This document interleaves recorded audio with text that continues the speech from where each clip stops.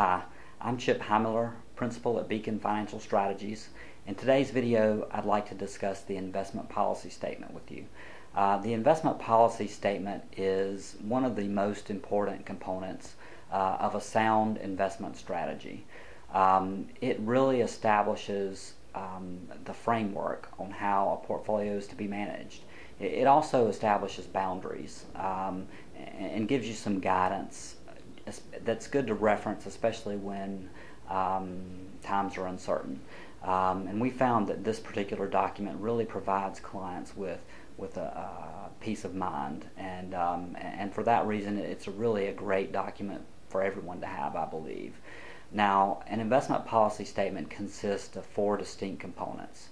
The first is identify the purpose. You know, what is the purpose of the funds that you're going to be invested? I mean, is it in a portfolio that's earmarked for retirement, or is it education expenses for your children, or whatever the case may be?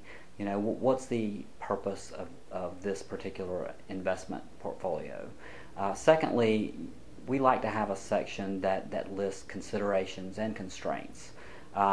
Things like a general financial statement. How much money is in IRAs versus Roths versus personal accounts. We like to list out potential changes in income. I mean, if someone's getting ready to start Social Security, we like to list that. We also give a projection on how much we think that might be. If there are going to be changes in other changes in income that's potentially going to come out, require that the client take distributions from the portfolio, we're going to list all of these things. That way, when we're reviewing portfolios internally, we can we're reminded of that pending distribution, and we can reflect that in how the portfolio is structured. The most important part, and really the essence of the investment policy statement, is establishing asset allocation guidelines. So, this is a hard one. I mean, how much money is going to be in stocks versus bonds? I mean, if you are a younger investor that's in the accumulation phase, maybe you want to have, the vast majority of your portfolio allocated towards growth types of investments like stocks. But for the average person, I mean, maybe you start with a 50% stock, 50% bond portfolio, and go and adjust from there. So if you consider yourself a more aggressive investor, maybe you ratchet up the equity components a little bit.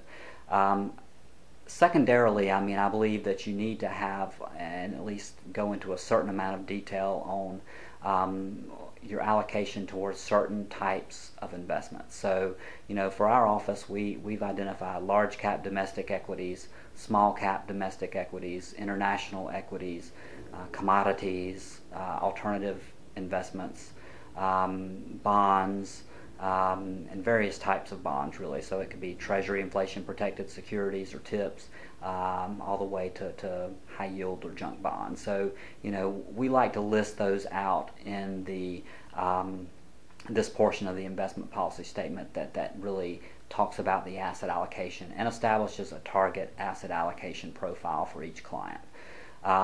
This is a hard one for the average investor, simply because you need to have a fair amount of knowledge on asset allocation, how certain asset classes are correlated with each other, historical performance, relative values of stocks to bonds. Those types of things I think are certainly a consideration there. And there are some general guidelines that people can go by. I mean, there's a great book by Roger Gibson that's called Asset Allocation. It's can really give you some good insight into this particular component of an investment policy statement, developing some sort of asset allocation strategy.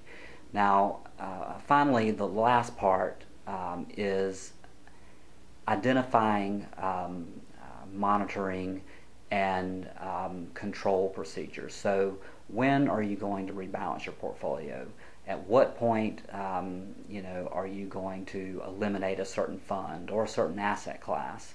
And that's the kind of thing that it's always nice to have that in the investment policy statement. That way, you refocus yourself. I mean, during periods of uncertainty, you don't want to go and just start eliminating investments that have been performing poorly, over the last month or two. I mean, you want to have some kind of well thought out rationale behind when to eliminate, when to reduce, when to place trades in your account. I mean, that's something that needs to be more quantitative and less emotion based, and I think that's an important part of that. So that's really the basics of an investment policy statement.